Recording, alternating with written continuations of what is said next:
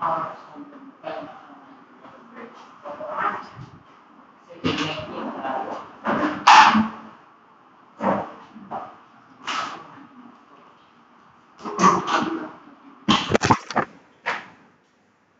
Yusek. Can you hear us?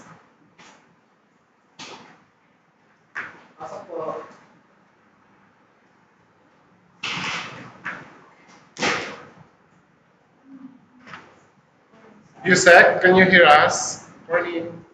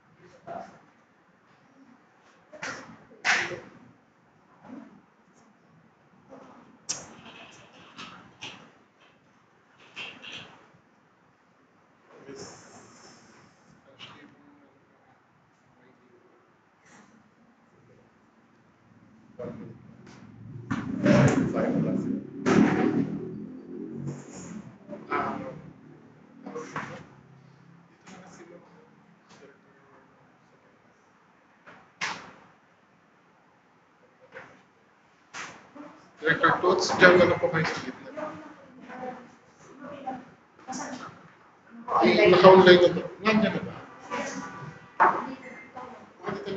Yusek, good morning. Can you hear us? Yes, good morning. Thank you, Yusek. We can start now, but before we start, can we have a short prayer? May I invite everyone to please stand. Bow your head, close your eyes, and feel the presence of our Lord. Lord, Heavenly Father, we gather, we come to you this hour asking for your blessing and help us as we are gathered together.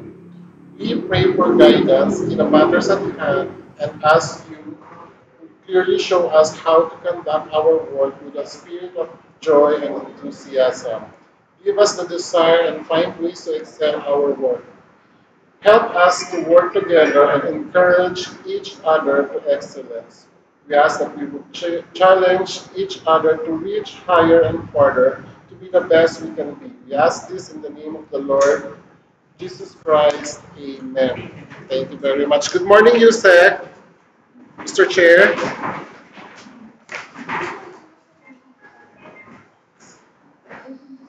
Hello. Yes.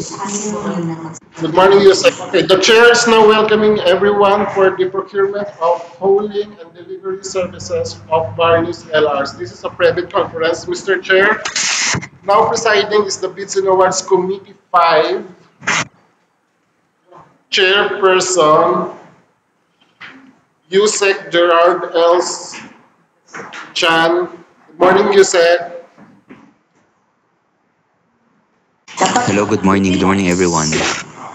Joining the chair is our back 5 regular member, Director Susana S. Santiago. Morning, Mr. Chair and everyone. and a provisional member, Ma'am Marilu J. Fusi. Morning, everyone. Mr. Chair, we already have a quorum and the back secretary is now ready to take the minutes of this pre-bid conference. Mr. Chair. Thank you. Let's proceed. Thank you, Mr. Chair. May we invite also the prospective bidders to please stand, introduce your name and the company you are representing. May I inform each and everyone that we are being recorded via MS Teams and we are streaming live via YouTube.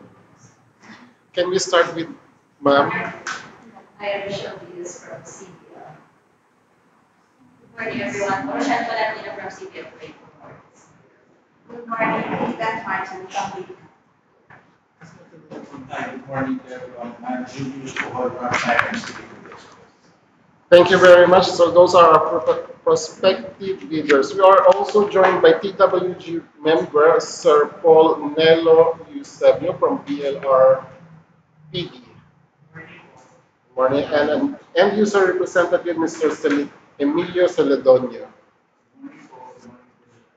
Mr. Chair, for this private conference, we have invited observers through our letter dated November 19, which they received on the same date. We have invited the Commission on Audit, the DAMPREL, ANSAEA Foundation Incorporated, Philippine Chamber of Commerce and Industry, as well as the GWATch. Unfortunately, no one in attendance. The source of fund for this project is 2023 IMS Continuing Fund.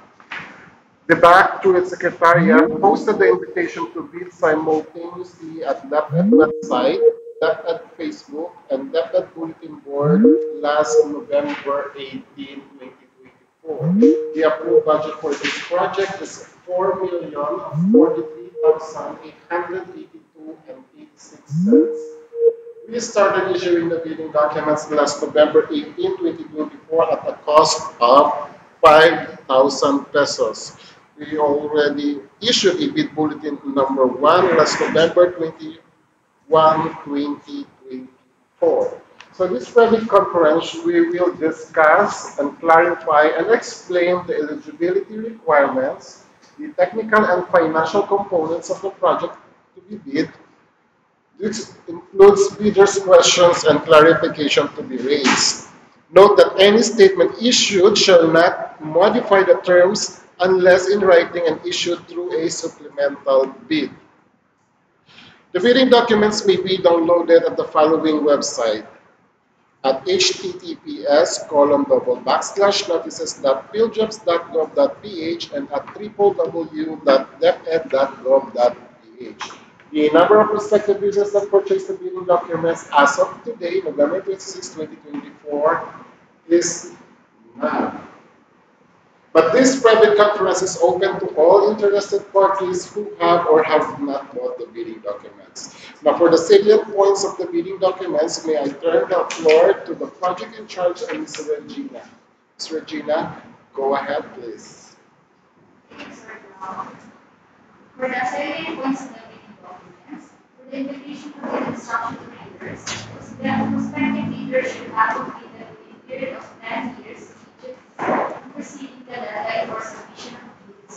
Single largest completed contract for the SLCC similar to the contract review and the value of which adjusted, if necessary, by the bidder to current prices using the Philippine Statistical Authority. Consumer price index must be at 50% or of the ABC before. Contract similar to the project shall be completed within 10 years immediately prior to the deadline for the submission and receipt of bids. For the special conditions of the contract for the project, performance immediately within 10 calendar days from the receipt of notice of award by the bidder of the performance and that in no case later than the signing of the contract by both parties. The successful bidder shall furnish the performance security in any of the forms prescribed in Section 39 of the 2016 revised IRR number 91. The performance security shall be posted in favor of debtor and shall be forfeited in the event it is established that the supplier is inventory of any of its obligation under the contract. The supplier shall be responsible for the extension of its performance security and or renewal of its performance security We never end work without need of prior notice discussion for them. To ensure that this force and effect for the whole duration of the contract will be period until a certificate of final acceptance is due to issue. Performance security shall not contain any deletion, crossing out, extraction, or any form of correction. Otherwise, definitely reject such security and such as regulations, superimposition, or alterations that affects any material information or feature of the documents. For the instruction to readers, ITB Clause 9 UPT documents for step request for clarification must be in writing submitted at least 10 calendar days before the deadline set for the submission. For the procuring entity address, email address to ASEC, text or email bank, flashing this address, and then for the schedule of requirements of this project, flashing again on the screen all the details related to the bidding documents, including the list or description of goods and services, and then for the contract duration, delivery sites, and then for the scope and of services and terms of references.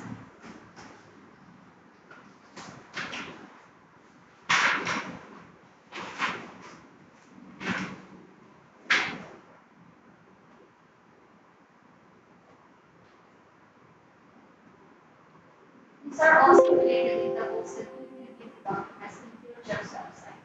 For the compliance with the bidding requirements, under ITB Clause 3, the bidder, by the act of submitting its bid, shall be deemed to have verified and accepted the general requirements of this project, including other factors that may affect the cost, duration, and execution of or implementation of the contract, project, or warranty, and all instructions, forms, terms, and project requirements in the bidding document. Bids for the bid security under section 127.1, all bids shall be accompanied by a bid security payable to the procuring entity concerned as a guarantee that the successful bidder shall, within 10 calendar days from receipt of the notice of award or renewal, enter into contract with the procuring entity and furnish the performance security regarding section 39 of the IRR as section 37.1 of this IRR allows a longer period. Failure to enclose the required bid security in the form and amount prescribed herein shall be automatically disqualified as due to certification. And for the ceiling of the bid prices under section 31.1, the ABC shall use the upper limit or ceiling for acceptable bid prices. The bid price as calculated and calculated according to the IRR is higher than the ABC, the bidder submitting the same shall be automatically disqualified. There shall be no lower limit or floor on the amount. No contract rule. Under section 32.1 of the IRS are in 1994. Members of the BAC, including its staff and personnel, as well as its secretariat and civil duties, are prohibited from making or accepting any communication with any bidder regarding the valuation of their goods until the issuance of notice of award. However, the BAC, through its secretariat, may ask in writing the bidder for a clarification of its bid. All responses to requests for clarification shall be in writing. Section number 8 of bidding documents, checklist of technical and financial documents, class A documents, class B documents. For our important list to consider for this project, for the submission of letter of clarification until November 29, 2024, please email our official email that has sent us a document requirement that has and then for the posting of bid bulletins, not later than December 2, 2024 until 5 p.m. The bid bulletin shall be posted on the Central's website, Internet Bulletin Board, Facebook page, and NSF website. For the submission, receipt, and opening of bids, On December 9, 2024, until 2 p.m. at the Malta on the South Location and Central Office.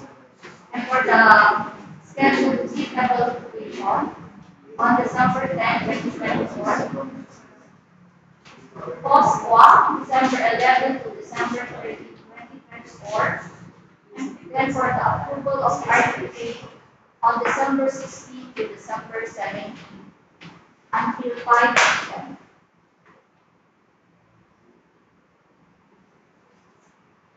Thank you, Ms. Reg.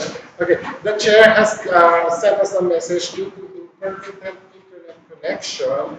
The regular back member, Director Susana Santiago, will moderate the opening of the floor for the question and answer. So should you have a question, please raise your hand and please state your name and the company you're representing before asking your question, just for the record purposes. Thank you very much. So do we have a question, prospective leaders? Thank you. Okay, first line. Okay. Madam Chair, Regarding regarding the schedule of requirements under quantities, I would like to clarify if it is referred to kilos or the secretariat can be provide the response to the queries. thank you, Madam Chair. Ms. Reg, please flash the meeting documents under section 6, requirements on page. Sorry. Schedule of requirements, section 6. Yung clarification niya is in kilos or in bags or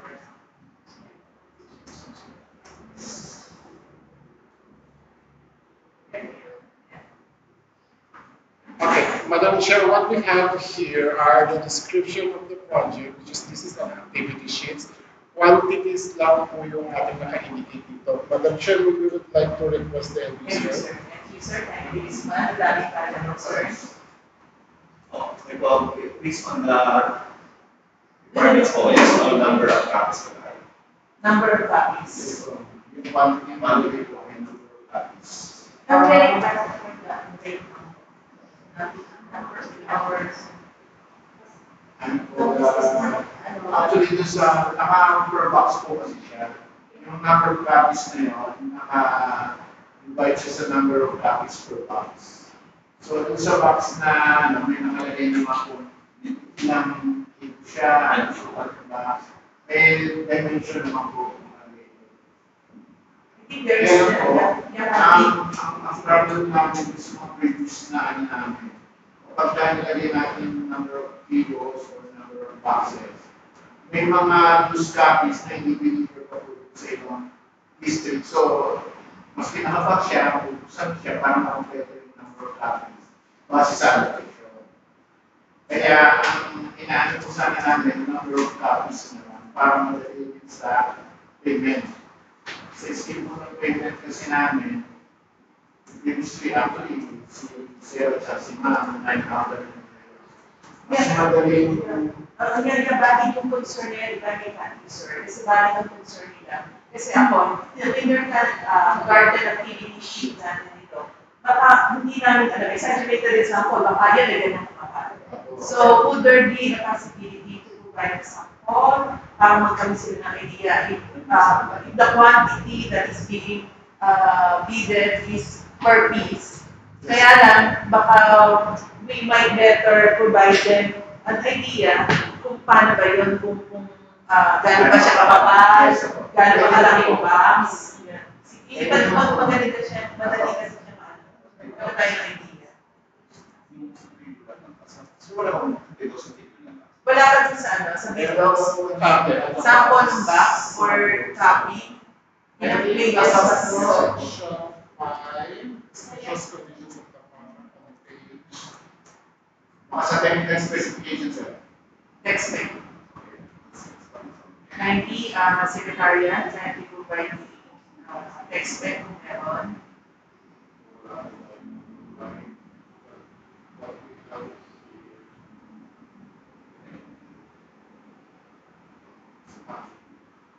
attachment?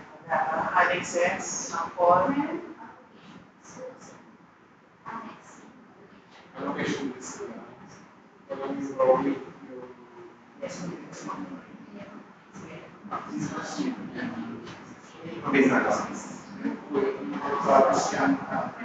Number of copies lang siya. number of copies na po. Therefore, the idea kung gaano siya kakapal, ano yung weight ng dimension ng weight niya.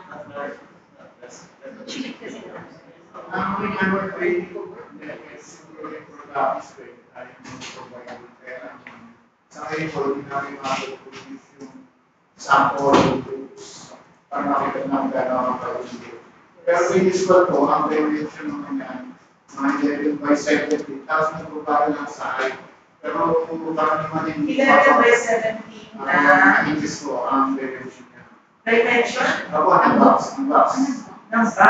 Ako, tapos, ang kilos niya, hindi po siya nag-exceed na 20 kilos per box. Hindi, kaso ilan naman sa box? Makatayo po yung Kasi sa PCB user, we need to know kung ano yung size. Kasi 11 by 17, then yung baka ano yun. A3 size. A3 size, parang ganun ang size niya. So, wala bang sample man lang na for this.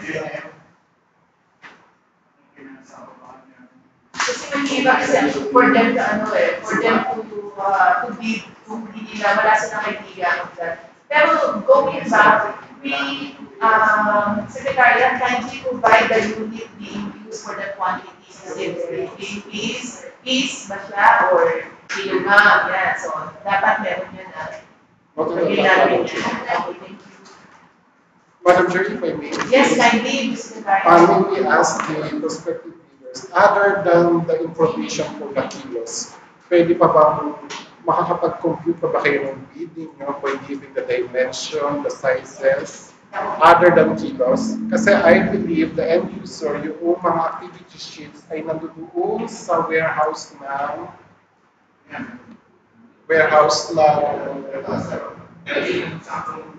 nung bidder na. So what they can provide are just the dimensions, the sizes, and the copies. So other than the kilos, pwede na ba yung sa inyo? Madam Chair, you can ask. Like for example, if our delivery is going to Luzon, so we need the actual weight kasi para i-base namin sa sasakyan kung ano yung capacity ng sasakyan na kasalanan po namin. Although it will make sense, if per book or manual, you will give us the weight of each, para at least kapag sinabi niyo na declared in one box there will be around 10 or 20, then that's gonna be our multiplier for the weight. So kasi sabi ni Sir kanina that there are certain boxes kung ano lang yung number of allocation for that division. So not necessarily every boxes will contain 20 each. So then, mag-multiply na namin siya according to the weight of per person. So, end user, dimension,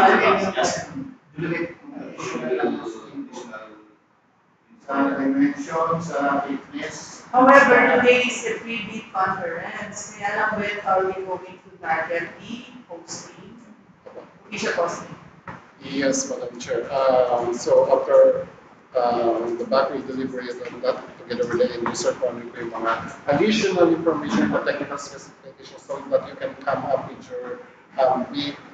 Unfortunately, hindi talaga nila mabigay yung kilos kasi nga nasa warehouse yung mga activity sheets. There are no ways for them to weigh it para yung actual. So what they're going to produce are some information, additional information in the technical specification para ma-compute yung kilos.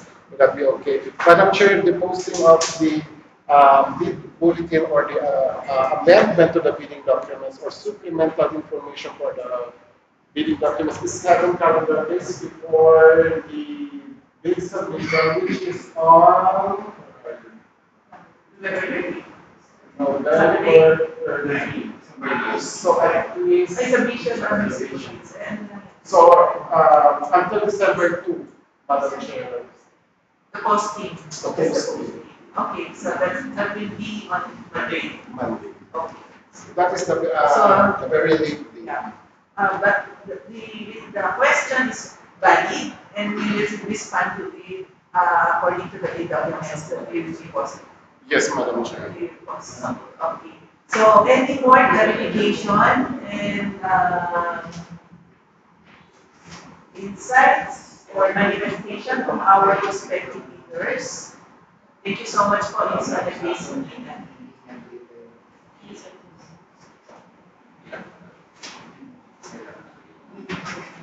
Yung regarding to sa libraries, division office of our first school societies. Okay, Secretariat, can we show the delivery location? I think that's the one in West One. So it's actually district offices. Tama ba tayo? Okay, I can see, yes, Madam Chair. School division offices. The SDOs. Let us see which are the delivered after the school division offices. Okay, that's okay. School divisions offices daw po. Tama ba mga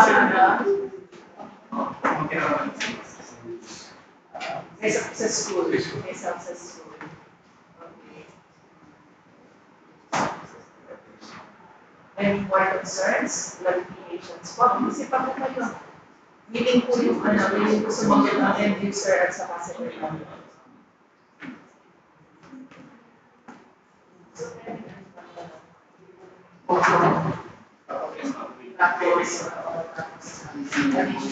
Three companies in Japan.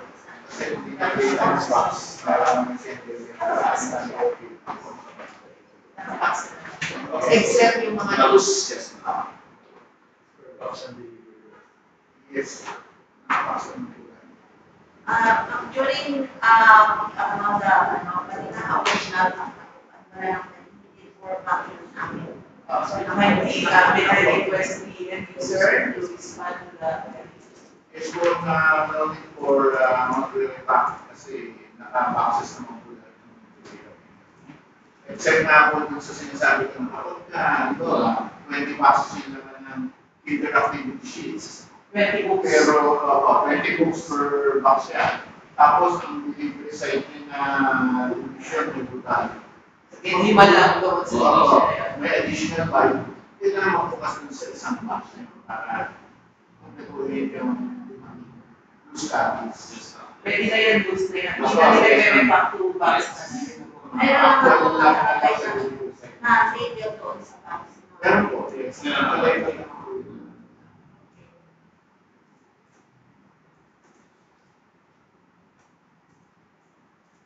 Yes, you mentioned about number 6 in terms of your. Excuse me, Madam Chair, Yeah. from one company, please. For records purposes. Kindly introduce yourself. Michelle from CBN, Michelle UXC here. Madam Chair. So just point of clarification here, kasi sabi dito, the service provider can only give the premise of the school after the completion. Okay, and there is an inventory inspection. I would assume that the inventory is just counting the boxes that we are supposed to deliver, right? But the inspection, ma'am, ano po ba ito? Should they be opening all the boxes to check on the quality of the delivered goods, or are they going to check on random lang po? Like sampling lang. Madam Chair, if I may, Yes. what item you are referring to? Number 6 on the terms. Okay, Madam Chair, can you ask that? Kindly. Thank you, sir. Okay po. Ang lagi naman po nakaano sa amin sa DepEd yung inspector team sa bawat schools, district offices, o kaya district offices. So every accept, bago sila mag-accept po, talagang ang instruction namin buksan lahat ng books namin, then mag-random inspection lang po kung may mga defect na makikita. Then para bago i-accept ni property custodian o supply officer yung mga goods. Yun na po. Pero dapat coordinated po. Mag-deliver sa division. Dapat ma-inform sila na at least 3 weeks. Yes. Na bago kayo mag-schedule ng delivery. Para lang po, ano nila mga police inspectorate team na nakaabang na ron during the week. That one is clearly stated in number 8 because there are 3 days na advance notice. So that would be okay, but then however, then just the process of the inspection, because it states here clearly that they cannot leave the premise if there is no inspection. So that's just what I'm clarifying. Open all the boxes or random checking? Random Random checking. checking. Random inspection ako. Sige, random checking. May clarification na nag-release ng consortium mo, and I think it's really valid. Sir, ngayon na sa user ko, yung delivery schedule ko na, kasi 40 hours. Kasi sometimes nangyayari sa film, nag-deliver during weekends. But unfortunately, wala yung tumatanggap. Then yung delivery is late, ibibigay lang kasi yung security guard yung sinakay na to. Kaya hindi rin po person sa nakuha ng talagang It's- Next schedule, sir. It's legal po number 8, so we priority the working days only, it's Monday, 8 to 5, 8 to 5 now. It's part of it with is that also some of the period of the field that we monitor last week. This we put there that they should not receive all these goods if beyond that time of the meron tayo. Especially 3 a.m. daw may tumatawag po sa kanila. Please po ang natin gawin po yun na may 3 a.m. po na tumatawag na kailangan pumunta po doon sa office. Please po. Eh, ano lang po natin, na 3 days before po, inform natin sila deliver po tayo.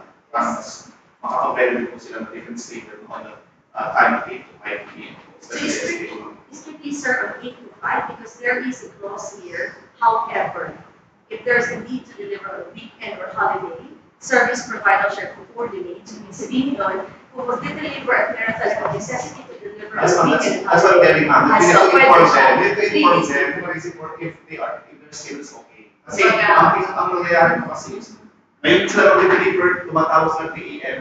Okay. Ano, it is, so that we can schedule also. And there should be approval before Yeah. conducting the delivery. Yes. If The there's receipt beyond of the these Yeah, should receipt. approve, should agree with on the time that they delivered. So thank you, maganda pong usapan. Ay, ano ako, curious lang din ako. Kasi sabi nila inspection during the delivery. Ang assumption ba nito, for our prospective leaders, ang assumption nila, pick up nila yung mga goods, is it, kasi dapat intact, kasi hindi na sila magbubukas eh. Kasi ang alam ko lang dito, di ba may mga narinig tayo sa news, na baka mamaya, may mga inanay na, yung loob or something. Eh, ano ba tayo, once na linis yung box, hindi ka magbubukas, ang assumption natin, okay na sa loob. Actually, sa pickup site, sa warehouse ng supplier, nagkakaroon din po kami ng random inspection. Okay. Kaya bago mag-run nangyari ng 10 paletes, lang kami ng ilang piraso per pallet din inspection namin.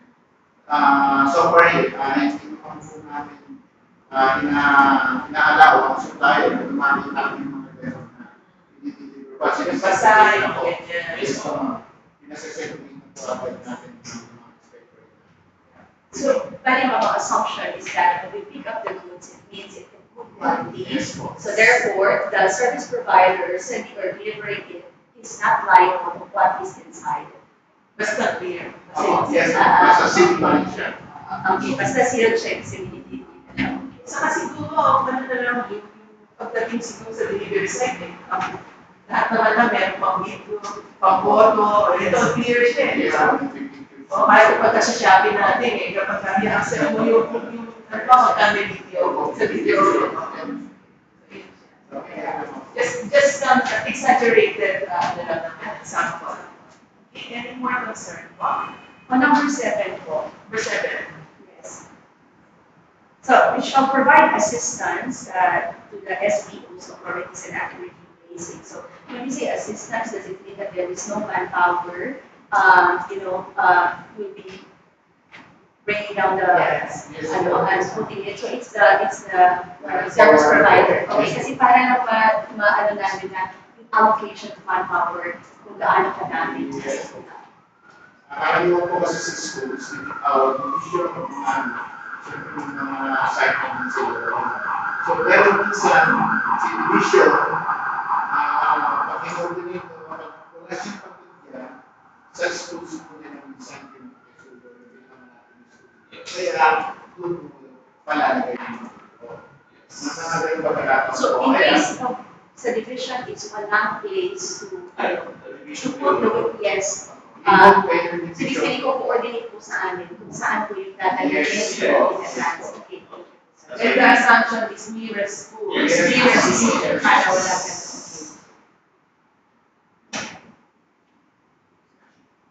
Walang lagay pala dito. Within the office or school premises. Any more concern? On number 11, 11 daw, I think, so. so this is about the damaged goods purchasing case. Shall submit report of the goods damaged if there is any during the delivery. But can you place some specification of what exactly the kind of report that we should be, like may photo ba, may ganito ba, gaano katagal yung duration na within 24 hours ba we need to submit it, or pwede ba na at the end of the, at the end of all the completion of the project, we can give a report on what are the damaged goods, just in case. Okay, like this one. Kasi parang nakakami mo na statement na yan. So, siya submit report to. Yes. Ano yung title natin?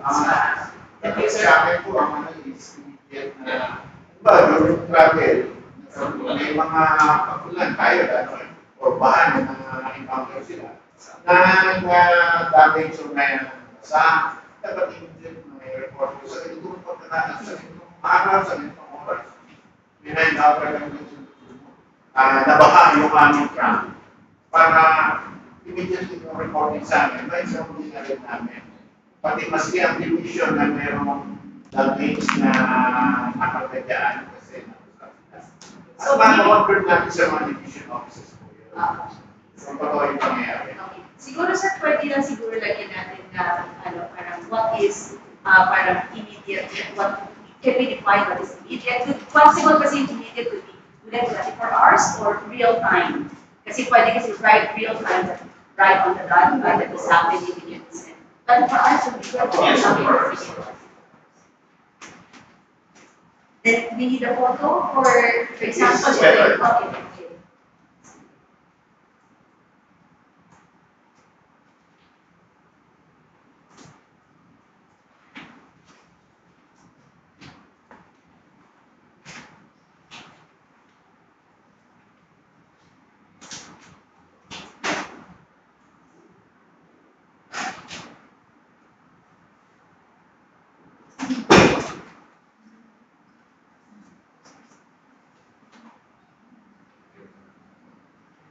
Any further concern?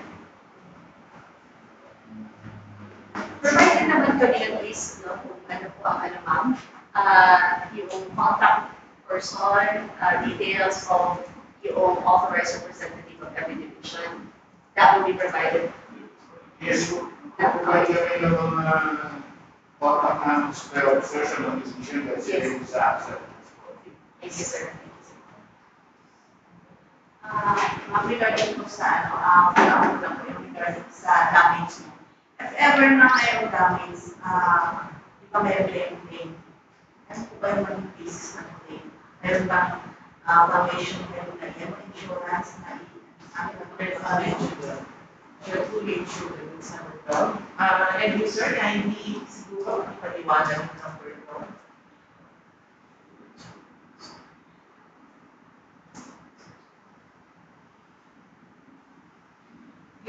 Kasi similar din sa discussion kanina. Tama na lang siya. Nasa insurance na ito. And you sir, kindly. Yung tanong kasi ni Ma'am, meron po may parang ano siya, calculation. Paano natin ina-account yung pag-insure ba na ito? Halimbawa, yung mga 2 out of the 10 boxes, ano yung liability nila na damage talaga siya? O ang insurance na ang pang-usap pa natin dito? Kasi paano ba yung insurance na yun? It's more on the consequence insurance. But you ask this the insurance side with the accounting budget. Sige, considering na yung end user hindi fully aware of the tama kasi Insurance. Insurance, may mga ano lang yung body ng products. If meron din po kayong i-declare sa amin ng value, Ako, may yun ang estimated kasihan value po naman ng po yun. Per capita yun. Yung value ng products. Madam Chair, Secretariat, then the computation that Sir Edwin is saying is not in the document. So we will provide it and include it in the report. okay. Thank you very much. I think the for our Laros here, the Laros and the have a question. Yes, Julius from Simex again.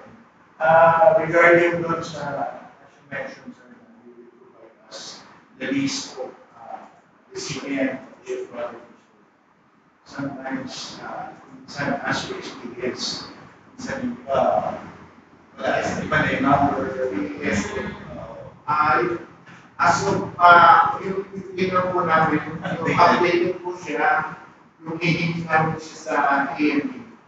Kasi sila yung may mga contact na person ng mga supply officer at mga property custodian. So, ay pupupay na po lang na isang division. Wala kami nung per school. So, division na po kasi yung Sa data lang division, nila. sa division ng talaga yung bibili nila Yes, po. sila yung mga contacts. So, yun lang po. Yung updated naman yung ibigay namin, kaya lang hindi ko rin masagot. Isang nagpapalit ng number, isang hindi makontak. Kasi po kami nahirapan sa In extreme scenario, halimbawa, ito na mag-deliver na yung ating mga prospective leaders. Ang extreme scenario na hindi nila na-contact, siguro the end user should provide a contact from your end para kayo na yung magpagawin sa sana yung ano. Kasi at kesa sila pa ang makipag-coordinate na wala Yes, po. sila contact. So, yun na lang sa Usually, ganito po the na. end user. Kaya, kapatid siya sa end user, then, nagtatry kami kung sino ang pwede makontak sa divisions para ma-accept yung mga Okay. So, medyo clear po tayo. Thank you for the question. Next, meron po akong maraming clarifications. Yung kanina lang, dun sa number 12 na to, so ano na talaga yung ano natin dito, discussion na natin dito. Parang ako din medyo hindi ako nalilinawan. Siya fully insure the goods. Ibig ba sabihin, they will parang the contract ba will you request for an insurance after ba? Meron kayo partner na may insurer ba kayo sa mga insurers nyo? Okay na naman pala. So the term fully insured is parang a third party insurer po kayo. Yun ang qualification. Okay. value lang ang kailangan. Declared value. Declare value, insurer. Okay. Against loss or damage incidental to the boat. Okay. Malinaw na lang. Okay. Okay. Any more clarifications po sa atin? Sige po nga, sayang naman po yung may detour pa pala kami dito. Yes. Problema. Sabi ko, saan ako pupunta?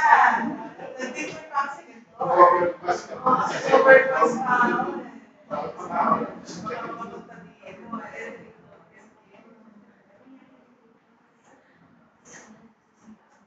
a lot of questions. Yes, sir. Ito sa regarding sa property insurance, authorized to receive that. In the event na wala po yung property insurance, cheap yung pwede mag-receive other than property insurance. Sige, ay, pero parang na-discount kanina, pero siguro the end user din, ano, di ba ang agreement natin kasi, 3 days prior to Yes, po. delivery, you will need to contact. So, Yes, po. kung in the event na mababakasyon pala si father, na-schedule pala siyang pupunta ng Hong Kong, so wala siya. So, Yun na po, from yes po, prior to massage, so 3 days prior to delivery, this my officer will also designate na mga tubig kasi designate property custodian of the specific division. So, yun yung ating assumption. Basta masunod yung Apa. review. Okay. May clarifications po tayo. How about our provisional member? Meron ka ba, ma'am? About the moment technical documents. This omnibus one statement. I think it's number 7. It's a compliance to labor laws. Number 7 pa yun. Compliance to labor laws. Actually, ang question ko na po yung Chair, kung lahat po ba dun sa provisions for the labor laws na SSS, yung compatibility for the leaders. In the absence of one, like, kunyari, wala siyang PhilHealth, acceptable yung back. Kasi sometimes meron lang silang SSS at saka pag-SSS. Minsan SSS, PhilHealth. So walang tatlo. Yung suppose na, yung tatlo dapat yung kasama sa lahat pag nag-check sa PhilHealth. Back Secretariat, would you like this one? This is actually for evaluation of the Yes, Madam Chair. Thank you, Madam Chair. During post-qualification of the back to its technical working group, will evaluate if they are complying for the item number 7 by, I think, yung paghahanap nga mo ng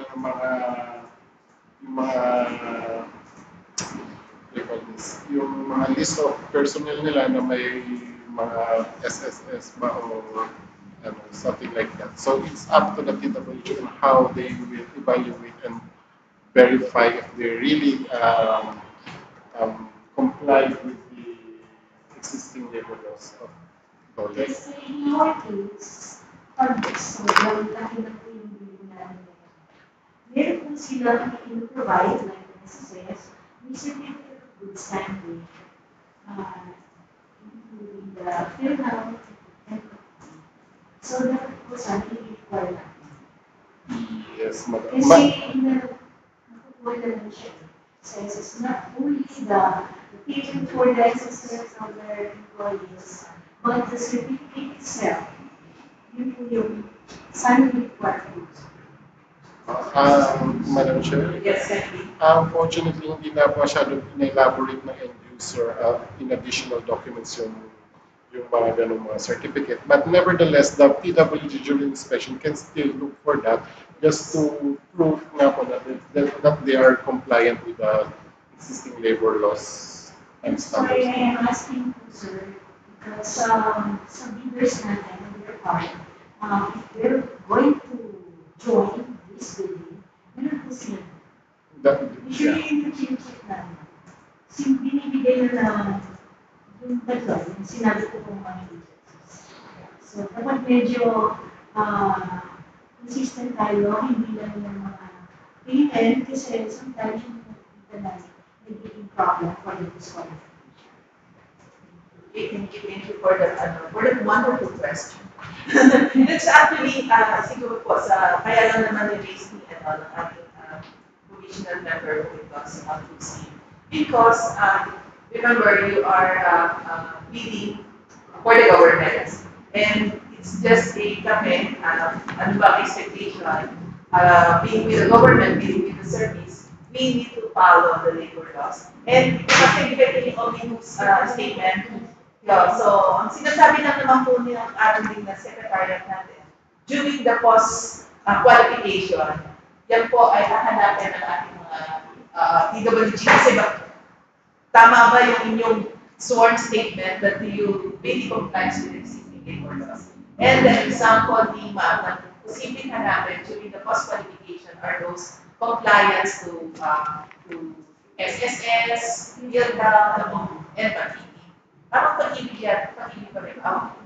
Mandatory din siya. So yun po yung, just a gentle reminder lang po from our okay? And also siguro, advice namin sa ating PWG na you should consider those concerned during post-qualification. Okay. Next, meron pa po ba tayong concern? Meron pa ba tayo? Secretariat, do you still have concern? Meron pa tayo? Ano yung wag po na kayo, our respective leaders. Meron pa po ba kayo naiisip? Last one, Yes. ano lang, if we can be provided with the Excel sheet instead of PDF file of the allocations, para it will be a lot easier for us to take down the. You can request us to the Secretariat, Madam Chair. They can go in our office to give them the Excel file. But first, let me ask pala, sorry, Madam Chair. The end user, they have the Excel file of the allocation list. Galaxy. Annex C. May Excel file, and you sir, may Excel file ba yung Galaxy? Allocation list. Allocation list. So, We can provide that. Pwede ba yan? yes, Madam. So whenever you buy the bidding documents, we will give you also the e-copy or the Excel file. The Excel file, okay. Thank you. So, any more concern from our prospective leaders? Kasi ito po yung para sa inyo. So, but anyway, ang Secretariat will be saying something. Ang ating mga PWG na ang concern. Wala na, thank you, sir. Members, meron ka ba tayong matay? Wala na, ang CUSEC na wala na siya concern. Pero ito, ang Secretariat, tamang, kung wala na silang maisip, meron pa naman silang time na mag-clarify. Kindly, Secretariat. Okay. Should you have an additional question, you can still write us, but you must submit your written query at least until November 29 only. Okay, you can email it at that.central.master.ph. Please use your official email address para ma-trace namin. So expect us to propose and give bulletin until December 2 of 2024. You can see the posting at Pilgrim's website, that bulletin on Facebook and the website.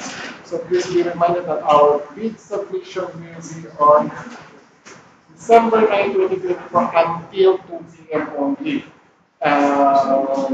Followed by the evaluation, the post-qualification, and hopefully we can reach a resolution to award before December 16 up to December 17. That's all, Madam Chair. Thank you. Meron lang akong advice sa mga prospective leaders natin. With our experience before sa mga opening of bids natin, ang mga nag-DQ natin because of the failure to comply with the requirements for the SLCC. Tingnan niyo po yung form doon, hindi siya or, it's N. Na-adjust na ba natin na? Hindi pa.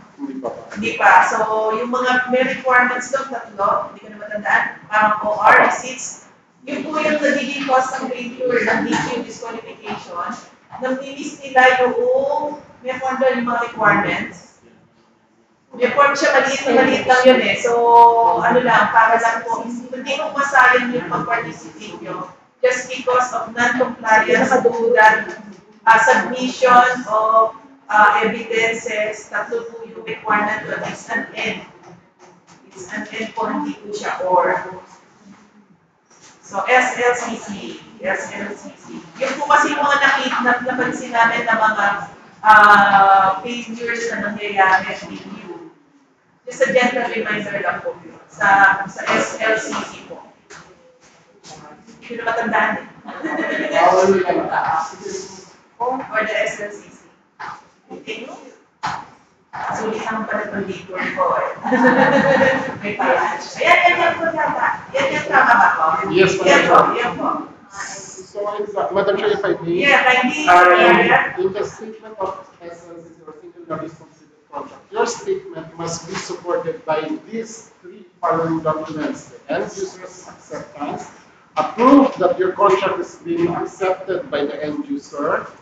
Second is the contract itself, the contract with the user about the delivery. And then the official receipts or the sales invoice. Either of the two, the official receipts or sales invoice. But the three documents must be supported in your statement of SLC. Thank you, Madam Chair. Thank you for that clarification, Secretariat. Prospective leaders, wala na po ba talaga? And last call. End users. Yes, may mukha ko na. Kaya na po yan, bawas na po yun. Yung sa end users access, diba yung sa contract, for example, yung contract namin is 4 million. Then yung OR namin is doon sa 4 million.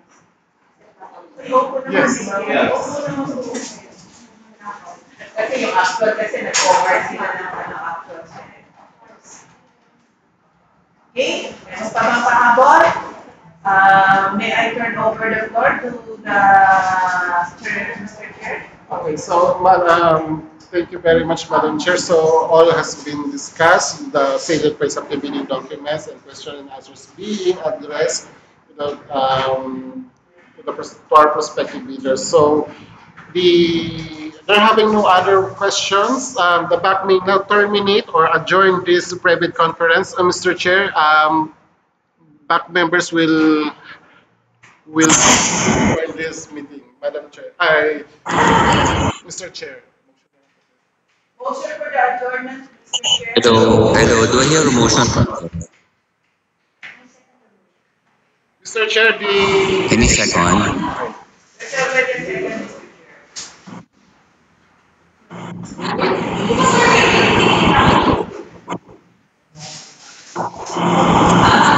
Mr. Chair, the Thank you, this motion. meeting is adjourned. Okay, thank you, Mr. Okay, thank you so Chair. much, Mr. Chair. Thank you, Mr. Chair. Sir, Secretariat, as well. Thank you, Secretariat. Thank you, sir. Thank you.